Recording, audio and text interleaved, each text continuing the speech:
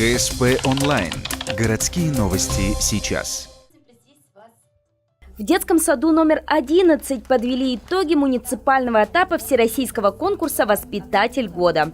В этот уже 16-й раз перед жюри выступили 9 участников. Они презентовали свой педагогический опыт, провели открытое занятие с детьми и мастер-класс. В результате этих состязаний и было выбрано 2 победителя в номинации «Педагогический дебют» для молодых специалистов и призвание «Воспитатель» для профессионалов с опытом. Во второй номинации лидером стала Анна Матюнина, учитель логопеда из детского сада номер 94. В профессии педагог уже с 2001 года. На конкурсе 2-й раз.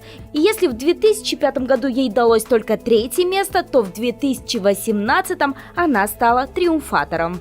Использование нетрадиционных игровых приемов. С мячом играем, звуки речи различаем. Очень важно, когда ребенок приходит в школу, и у него развито звуковое чутье. Он все слышит звуки, а если он слышит хорошо звуки речи, значит, он будет грамотно писать. Это обеспечивает грамотность речи.